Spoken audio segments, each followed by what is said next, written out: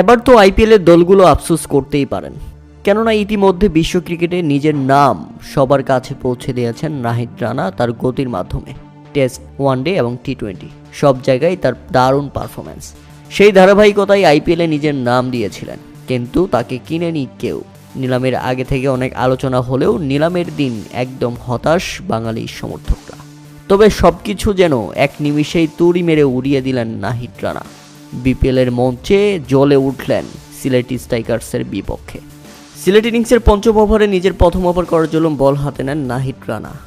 ইনিংসের প্রথম বলেই উইকেট, কি দুর্দান্ত শুরু, একেবারেই অবিশ্বাস্য ছিল। শুধু কি উইকেট, জাকির হাসানের স্টাম্প উড়ে দিয়েছেন একেবারে জায়গা থেকে। গ্যালারিতে তরুণীরা ফিদা। এভাবেও একজন ব্যাটারকে আউট করা যায় যেন বিশ্বাসই করতে পারছিলেন না এই সুন্দরী।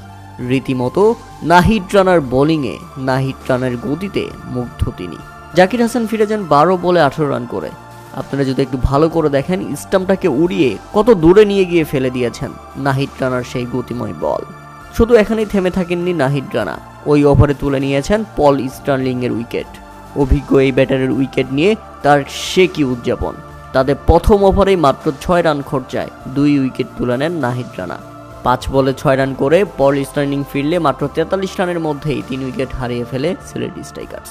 শুধু এখানে থেমে থাকেনি নাহিদ রানা, তুলে নিয়েছেন শেষ পর্যন্ত আরও 2টি উইকেট। এর আগে ফিরিয়েছেন জাকের আলীকে। বাংলাদেশের আগ্রাসী এই ব্যাটসম্যানকে ফিরিয়ে নাহিদ রানা দেখিয়েছেন নিজের আগ্রাসন। নিজেই বোলিং করে নিজেই ক্যাচ ধরেছেন। তাতে জাকির আলী ফিরে গেছেন 33 বলে 24 রান করে। জাকির আলীকে ফেরানোর পর নাহিদ রানা নিজের শেষ ওভারে তুলে নিয়েছেন আরও একটি উইকেট। তাতে নির্ধারিত 4 ওভার বোলিং করে মাত্র 27 রান খরচায় এই বোলার তুলে নেন 4 উইকেট। প্রিয় দর্শক, নাহিদ রানার বল আপনাদের কাছে কেমন লেগেছে তা অবশ্যই আমাদের কমেন্ট করে জানাবেন। শুধু তাই নয়, সেই সাথে এদিন জিতে গেছে রংপুর রাইডার্স।